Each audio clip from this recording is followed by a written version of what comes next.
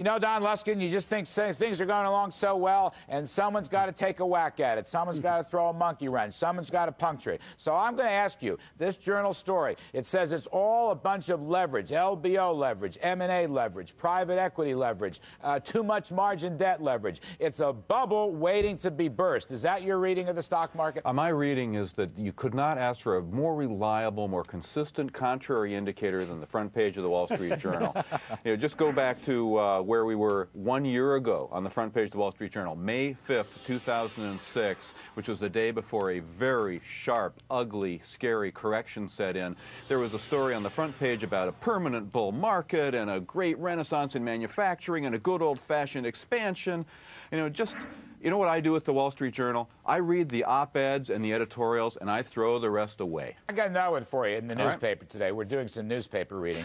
Your favorite Princeton economist, not me, Paul Krugman. He's writing in the New York Times that the record increase in profits has not produced any economic benefits. In particular, we have had no business investment, and corporations are giving all the money back to those horrible shareholders in the form of record buybacks or worse, stock options, which have been finagled to death. That is Mr. Krugman's view. Do you have a thought on that? I know you follow his work closely.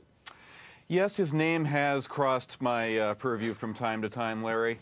You know, his problem is that he is a moralist masquerading as an economist. He doesn't have an economic view on any of these things. He has a moral view on these things. And in his morality, wealth is bad, capitalism is bad, success is bad. He wants a 100% tax rate where a beneficent government controlled by his party and the labor unions will redistribute it to everybody, and maybe economics professors will get a little bit more.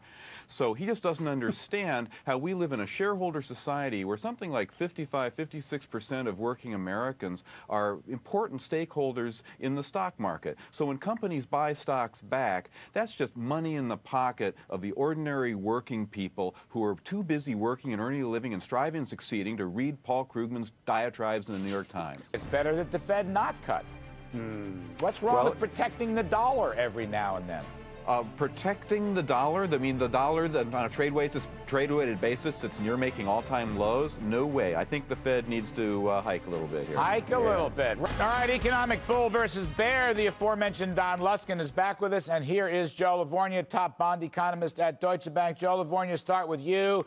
Well, the economy's already slowed. I mean, I know you're going to want X housing out and autos out, and X everything. The economy looks good, but you know, we grew 1.3% in the first quarter, a little over 2% over the last 4 quarters, and I actually think this quarter we're going to see a little bit slower growth, especially in consumer spending, because furniture and housing-related materials actually grew strongly in the first quarter, and that's not sustainable given the level of home sales. Don Luskin, you've got to critique Joe Livornia. Is he right or wrong?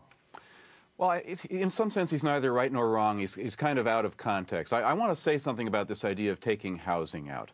This is not a trick by the bulls to try to make the economy look good. This is a profoundly important analytic dimension that anybody who's serious about understanding what's going on right now has got to do. Remember John Edwards running for president in 2004, there are 2 Americas?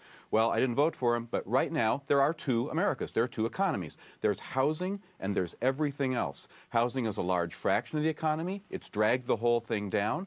But the reality is, for 4 quarters of terrible housing performance, the rest of the economy has been very, very resilient. And Don, if you took capital spending out of the last cycle, the economy would have been fine. Let me finish. Let me finish. You're doing the watchers a disservice because you're playing with the data. Be quiet. Let me finish. Let me finish. The burden of proof is on a bear who says that this prolonged slowdown in housing, A, will continue, and B, will affect the rest of the economy. Don, you had 10-year notes at 6%. And the burden of proof is on you. The market is pricing and easing. The 2-year note's trading at 460. Turn the teller rate screen on and look at it. The economy has been below trend for 4 quarters in a row, and you just can't strip things out. If you strip capital spending out of 2001, you never had a recession. That's absurd. Well, are you going to make me repeat myself? I'm not trying to strip things out. Well, yes, you are. You're stripping out housing. You've done it every time you've come on. You strip everything out to make the point you want to make. I don't think that's fair. The point I want to make. Housing has a very high income The point I want to make, if you would be quiet long enough to let me make it, Joe. You've had your moment, and let me have mine. The point I'm trying to make is that it's analytically important to separate out two distinct parts of the economy that are acting as though they are encapsulated from each other. There's an impermeable membrane between them. And think about the position that Ben Bernanke is in. He can only set one Fed funds rate, but there are two economies. There's the housing economy and there's everything else. So you can keep rates low to help out the housing economy, or you can raise rates to deal with the boom in the rest of the economy. That's a key now, which point. would you do? That is a key analytic point. Wayne Angel weighed in the other night. Wayne takes a different view. Wayne says because housing is weak, the Fed is going to ease. But Joe Livornia, respond to Don's last point, because I think that's really the crux of it. I think, Larry, look, if you look at nominal growth is averaging only about a little under 5% the last several quarters. It was up 6.5 for 7, and the whole term structure of rates is trading through nominal growth. On Don's scenario, you'd be raising rates, you'll kill the subprime market more, and you probably get a recession. I would argue stocks wouldn't be down 5 or 7%, it'd be down 10 or more. It'd be a bad situation for the economy. Real quick, Don Luskin, last word. Well, that means that you are letting just 5% of GDP determine your rate policy. What about the other 95%? All right, we're going to leave it there. That's a very important question. We're going to debate that later. Joe Livornia, thank you. Don Luskin, thank you.